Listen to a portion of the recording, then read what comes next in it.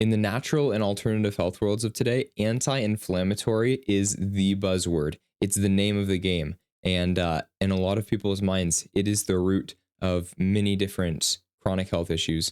So today we're going to talk about, is inflammation actually the root issue, or are there deeper levels for chronic health issues? And specifically, what do omega-3s have to do with inflammation? Let's talk about that.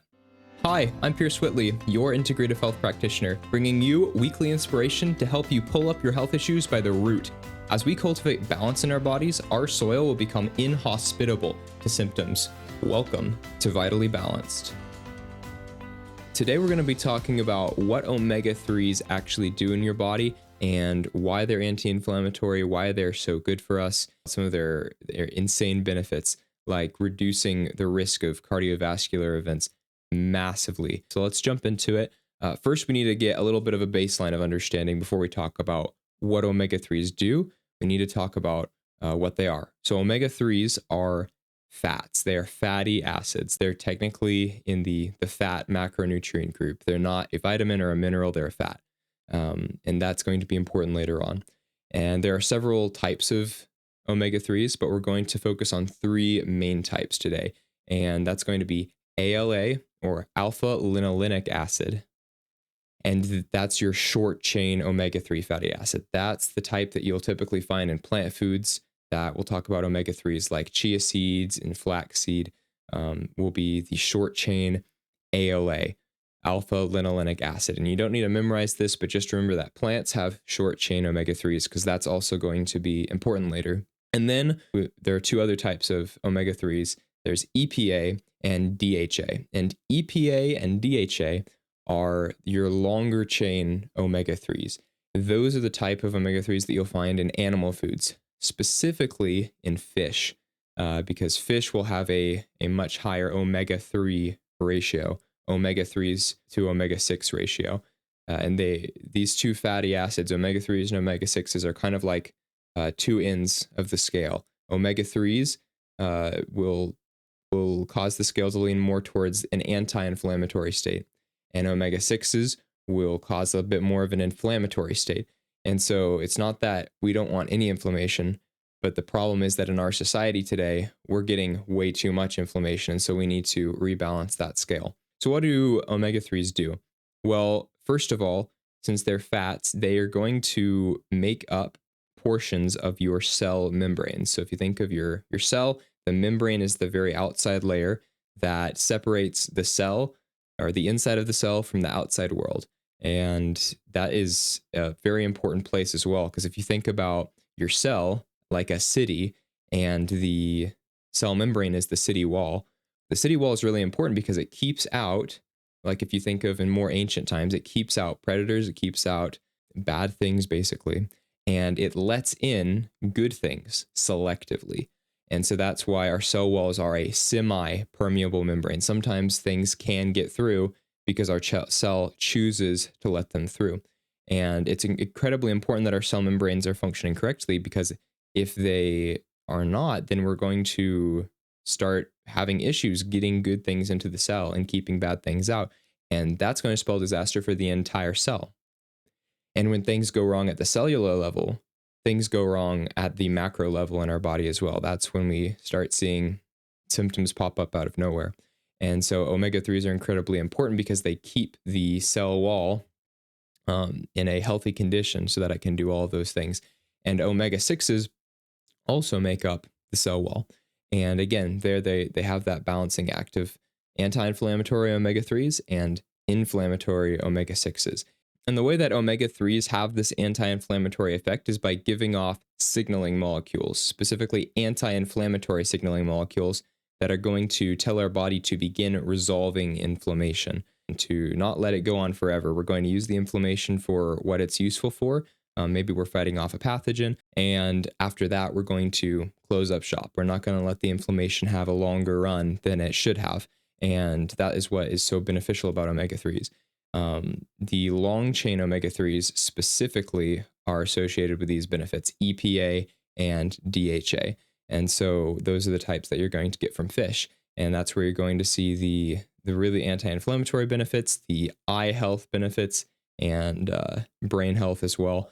Those are all very closely associated with these long chain omega-3 fatty acids. Since we've gone over kind of the basics of what these omega-3s actually are, they're fats, there are short chain ones that come from plants, there are long chain ones that come from animals.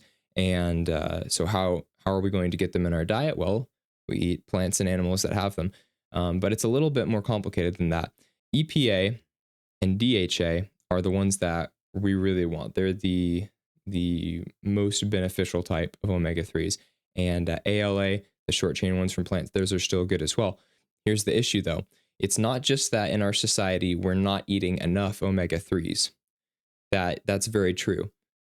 It's also that we're eating way too many omega-6 fatty acids in proportion to the omega-3s. You can load up on all of the omega-3 fish oil pills that you want, but if you're not removing the omega-6s from your diet or decreasing the omega-6s in your diet, we're still not going to really get to the root of the problem, because we're still going to have all the inflammation coming from the omega-6s.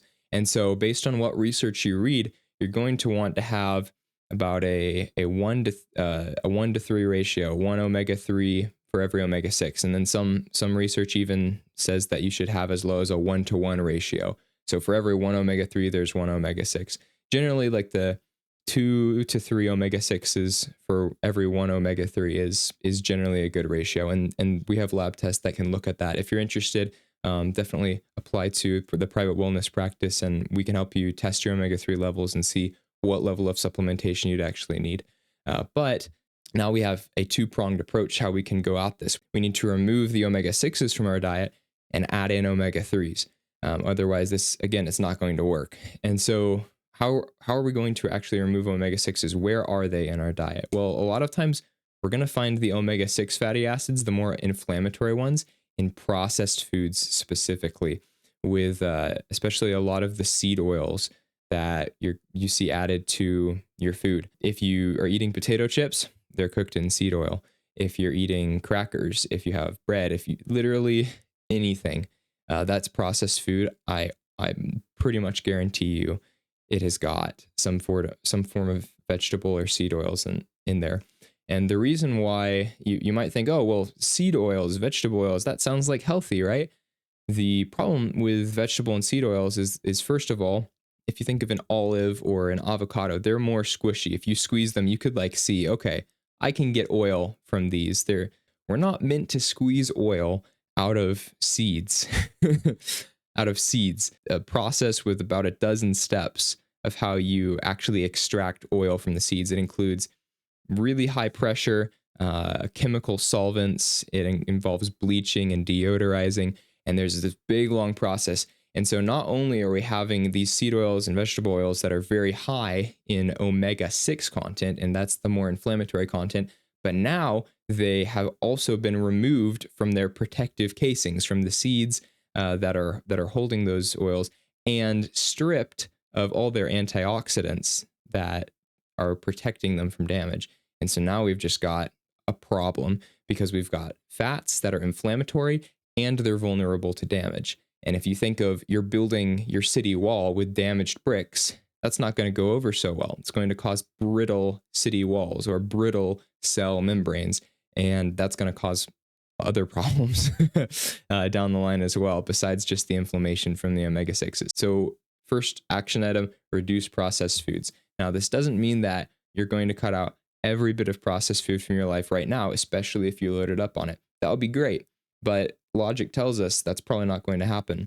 So the real action item is, what processed foods are you going to begin to eliminate, and how do we replace them with healthier foods? And see, it all comes back to diet. It's not just about taking an omega-3 pill. We've got to remove the omega-6s. And so can we remove the burger patties and make that a lettuce wrap? And again, it's not about calories. It's about health. It's about all the nutrients in them, and the omega-6s and the omega-3s. Can we remove the crackers and switch it out for, cut up fruit snacks for not fruit snacks, but cut up fruit as snacks for your kids, or like celery and peanut butter, and your taste buds will eventually turn over, you will begin to enjoy having healthy food. So, okay, omega-6s, remove the processed food. Well, how do we incorporate more omega-3s? So, this is going to depend on what diet you're currently following, because there are a lot of people that follow a vegan diet for ethical reasons. And in that case, I would say you're going to be a little bit more hard pressed to get your proper omega-3 content from diet alone. And here's why. Plant foods only contain ALA, or the short chain omega-3 fatty acids. And the short chain omega-3s don't really confer all the benefits that you'll see with EPA and DHA. And when we eat them, we do convert a small amount of ALA into EPA and DHA. But really, that conversion process is really only we're only really converting like single digit percentages we are talking about with conversion of ALA to EPA and DHA. And I believe in women convert ALA into long chain fatty acids slightly better than men. But even if we're talking about double the conversion rate, we're still talking about single digit conversion rates from ALA to EPA and DHA. And so we need to supplement the diet in that case. And one of my favorite vegan omega-3 supplements, I've posted about this a couple times before, is a company called Vivo Life, and they third-party test their products. It's very clean, it's very potent, and it's an algae form of omega-3s. And algae actually they're one of the vegan foods that do produce long chain omega-3 fatty acids, EPA and DHA. However, they produce more DHA than EPA. And ideally in the diet, we want more EPA than DHA. That's just the ratio you'd want it in, because also EPA can convert down to DHA. What I would recommend for vegans is definitely be supplementing the diet. Even if you're eating chia seeds and flax seeds all day, that is just not going to convert down in the amount that you'd need. But for those of us that eat meat, or at least allow ourselves to eat fish, it becomes a lot more simple, because fish, especially we're talking about the low mercury, high omega-3 fatty fish, they have a ton of EPA and DHA. And so if you're eating like salmon every day or sardines, there's an acronym that you can remember these low mercury, high omega-3 fish by. If you're eating those every day, you probably don't even need to take an omega-3 supplement. It is possible to achieve optimal omega-3 levels through diet, but you really do have to focus in on eating those fatty fish. And the acronym that I use to remember them is SMASH. Sardines, anchovies, I can't even spell smash anymore. This is hilarious. It is getting late at night. That's why I'm wearing these omega-3. I'm losing my mind here. That's why I'm wearing these blue light blocker glasses. But yeah, sardines, mackerel, anchovies, salmon, and herring. That's my acronym for remembering the high omega-3, low mercury fish. For those of us that maybe only eat fish a couple times a week at best, that's probably me right now. Sometime I'll probably eat salmon 3 to 4 times a week. I still like to take an omega-3 supplement, because I'm just, again, not getting enough in my diet as not an ideal amount. My favorite non-vegan, my favorite fish oil omega-3 supplement is by Sports Research. It's probably one of the only Amazon supplements that I will recommend, but that is because they post their testing results. You notice that I'm talking about third-party testing results for supplements a lot. And that's important, because when you buy supplements, you need to know that what you're buying is actually in the bottle. For example, a lot of off-the-shelf supplements will say they contain this much omega-3, but they'll actually only contain half that amount. And the omega-3 that does contain will be contaminated with heavy metals. And so that's why I'm not talking about any specific supplement. I'm just giving a general principle that sometimes off-the-shelf supplements aren't going to contain what they say they do. They might not be in as potent a dose. They might not be from the source that they're claiming. They might be contaminated with heavy metals and other contaminants. And you don't want that in your supplements. And so what Sports Research does is they go through a process of molecular distillation for their fish oil, and make sure that all of the impurities are taken out. And then they post their third-party lab testing results on the internet for anyone to see. And I've taken a look, and they look pretty good. So that's the brand that I'm using currently. Again, probably one of the only Amazon-based brands for supplements that I'd recommend. But that's just because they give it at a very good value compared to a lot of the other companies that are selling omega-3s. So, but for those of you who do want the link to the omega-3s and all the other supplements that I personally trust and recommend and use, would highly recommend going to the description and clicking the link there, and you'll get my free supplement guide sent straight to your inbox. And from there, you can access all my favorite supplements for 15% off. Unfortunately, I can't give you 15% off of the omega-3s because they're from Amazon, and I don't own Amazon. But you can always buy in more bulk or buy on subscribe and save, etc. Essentially, the action items from this podcast, because I always like to make everything actionable. It should be actionable. If we're just talking about information and not making a way to act on it, then frankly, I think that's a failure because it's not doing you any good. So for action items, I think you already remember remove or lessen processed food in your diet, especially things with vegetable and seed oils. Very unstable, very inflammatory.